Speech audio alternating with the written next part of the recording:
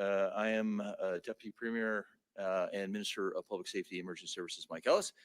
I want to first acknowledge that we are gathered here today on the traditional territory of signatories to Treaty 7. I also want to acknowledge the Métis people of Alberta, who of course have a deep connection to this land.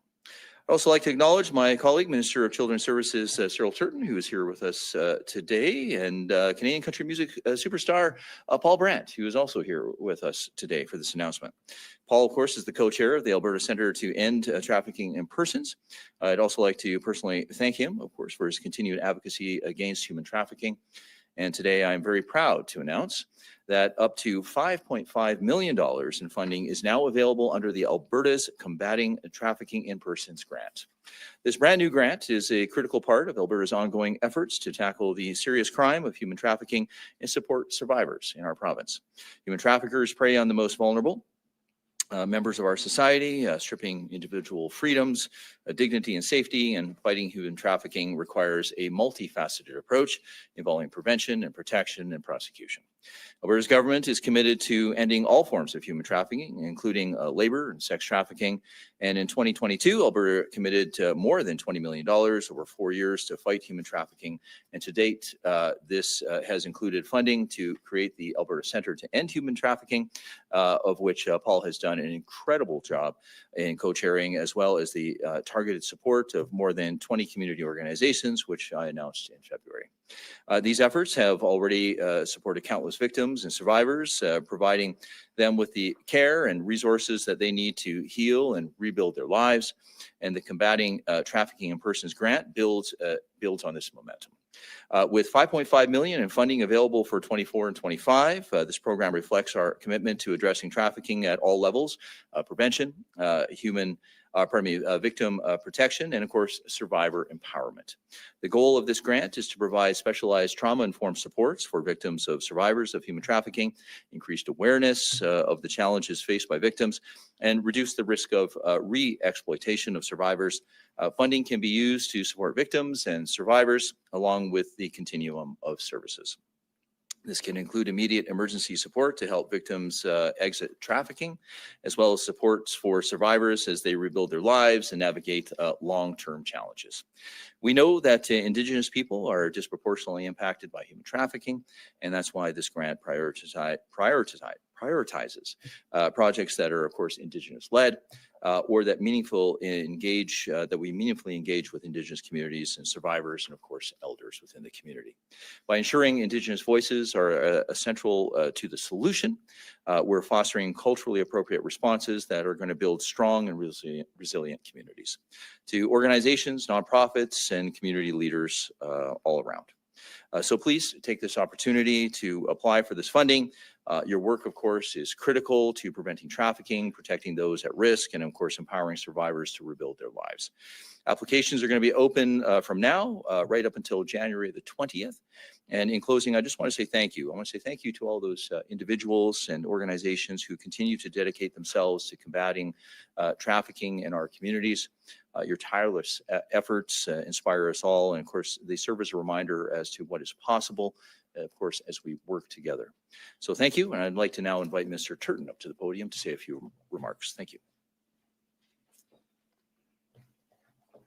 Well, thank you very, very much, Minister Ellis, and good morning, everyone. I'd like to begin by thanking my colleague, as well as country music icon Paul Brandt, and every organization in the prevention of violence and human trafficking space for all of your efforts to raise awareness, prevent, and put an end to human trafficking, as well as to help survivors move forward in their healing journey. I'm so pleased today that we're taking further steps to help address this urgent and important issue by investing in the Combating Trafficking in Persons grant. For so many Albertans, it is still hard to imagine that human trafficking occurs here in our province. It happens quietly, taking different forms, including sexual exploitation.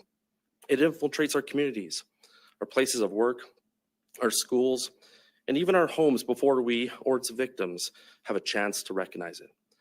Many of us may not know that our next door neighbor, a coworker, a classmate, a spouse, or our very children may have been victims of human trafficking.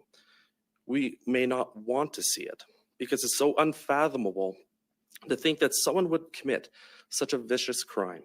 that violates another human being's basic human rights and strips them of their dignity.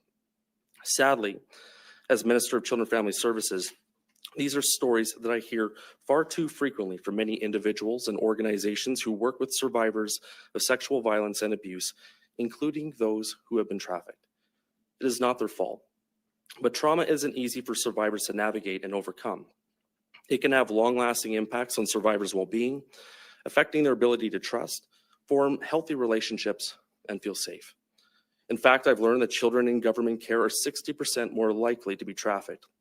And that's a staggering stat that we cannot afford to act on. And that's exactly why it's so important that we continue to build a fulsome network of supports to help and empower survivors and prevent this in the future. The Combating Trafficking in Persons Grant will do just that. Survivors deserve peace of mind that access to vital supports they need are available, that give them peace of mind that justice will be done. And the government is making every effort to ensure that no one has to experience human trafficking, sexual violence, or exploitation. We are proud to support sexual assault centers, women's shelters, as well as child and youth advocacy centers and organizations like Little Warriors who are already doing great work to support survivors in their healing journey. We know that there is still more work to do, which is why we're working to support Alberta's organizations, nonprofits, and community leaders throughout this grant. Working together to learn about the signs of human trafficking, where to report it, and how to support survivors can help us end it together. And I encourage eligible organizations to apply by January 20th for this important grant, and I thank you again for your critical work. Together, we can build a safer, better, and brighter future for all. To anyone who may be currently experiencing human trafficking or sexual violence, help is available through Alberta's One Line for Sexual Violence at 1-866-403-8000 or the 24/7 Family Violence Info Line at 3110-1818. Thank you very much, and I'd now like to invite my good friend Paul Brandt up to the podium.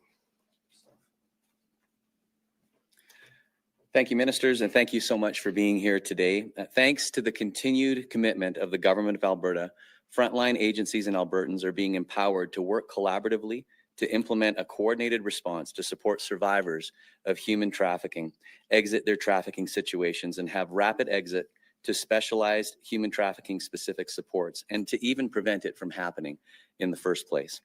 The Alberta Centre to End Trafficking in Persons envisions a future free from human trafficking and its devastating effects on Albertans. It works to unite and empower communities in Alberta to disrupt and prevent human trafficking, and to support those who've been impacted by any form of trafficking to exit and build into the lives that they were intended to live. The Alberta Centre is community-led and works alongside government to disrupt and prevent human trafficking, ensuring that there's a unified province-wide wraparound community response model, which works on behalf of human trafficking survivors, victims, and those at risk. The average age of first being trafficked in Canada is 13 years old. Traffickers make over $280,800 per year per victim. 94% of victims in Canada are Canadian, and 93% are women and girls. Many trafficking victims know their traffickers and do not realize that they're victims of force, fraud, and coercion.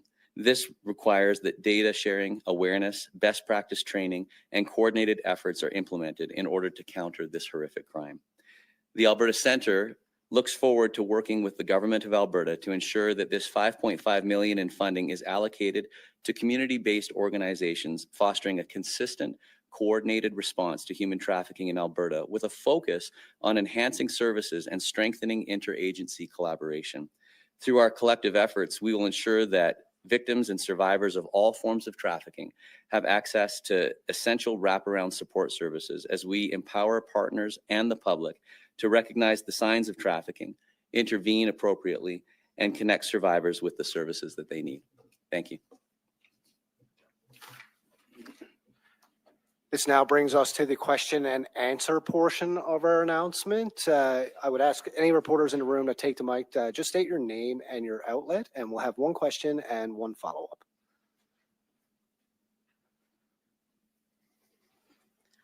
Hi, Minister Ellis. Hi. My name is Jen Hodson from the Western Standard. So recently, the CBSA union head, Mark Weber, came out and said that less than 1% of all imports coming into Canada are searched, and 0 are searched when they're coming in by rail. So this also, he said, includes products or people could be smuggled into the country. So how can Canada hope for secure borders with a record like that, including the Alberta Initiatives for Human Trafficking? And what can be done to fix this problem? Well, the statistics you just gave me are extremely concerning, quite frankly.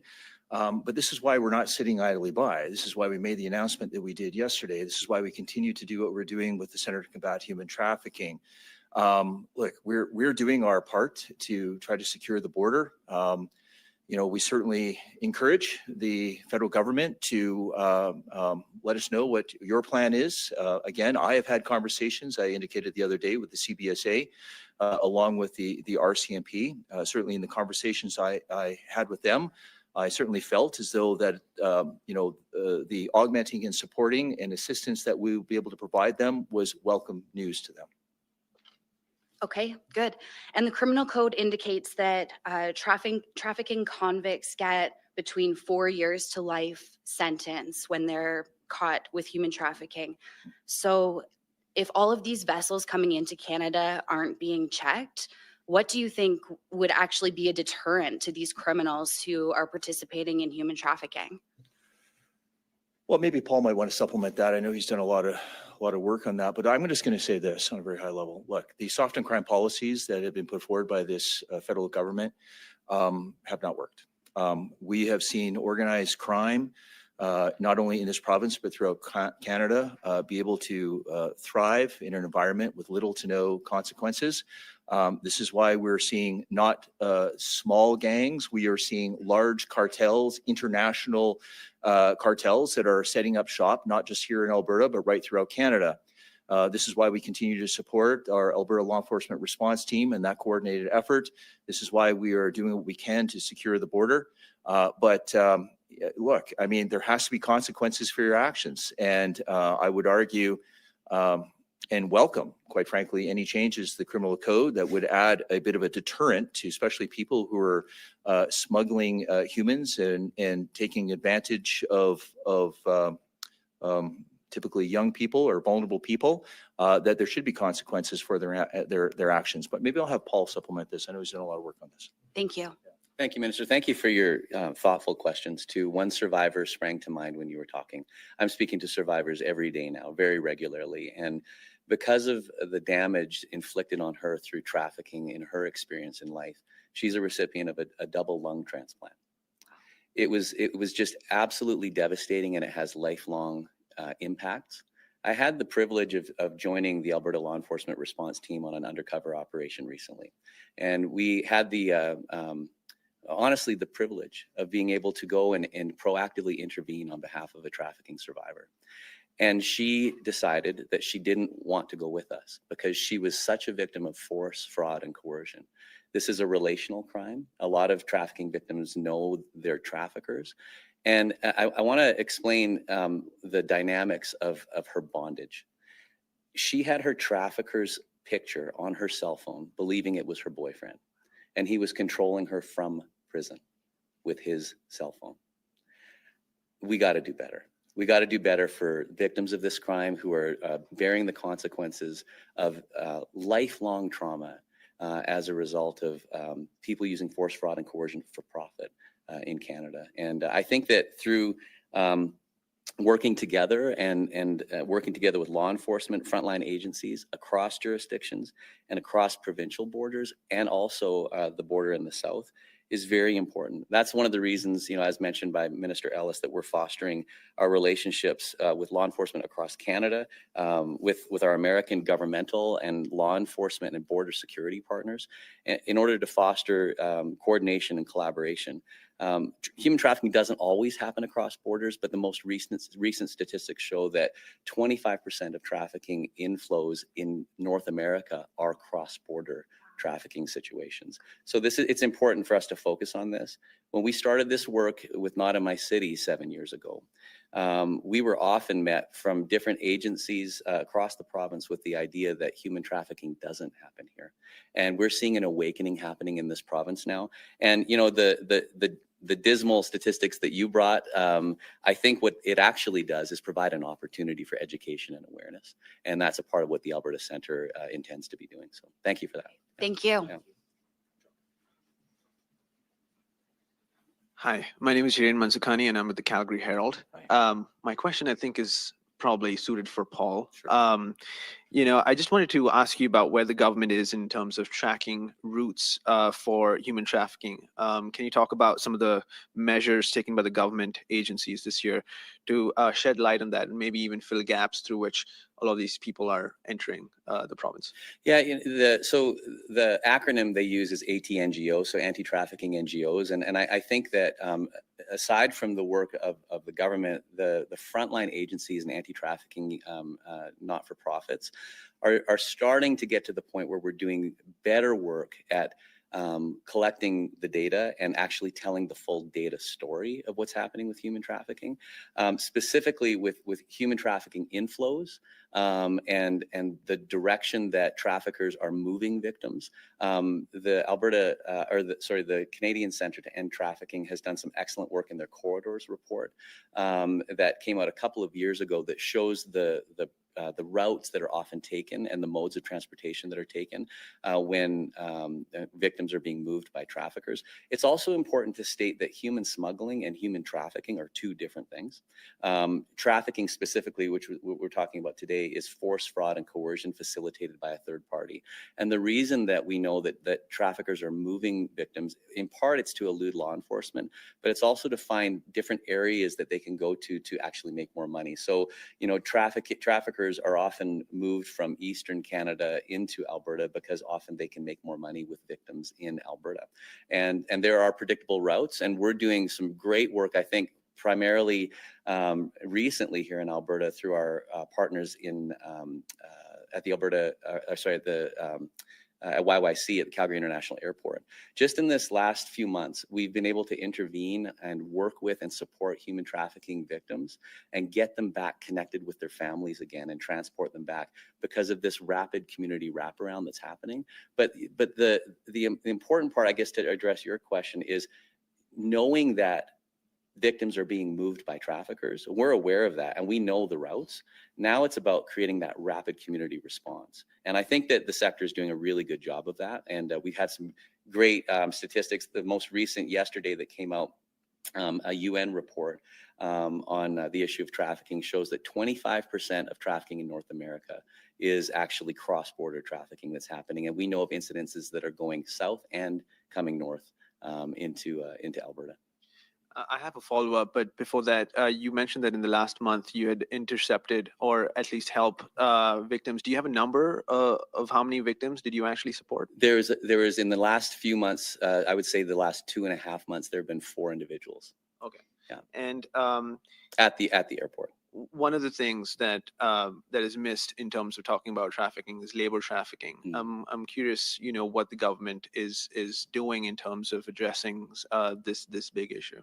Well, addressing it, I would say, is very important to us. We know that the majority of human trafficking victims in Canada are victims of sex trafficking. The international statistic is at 69%.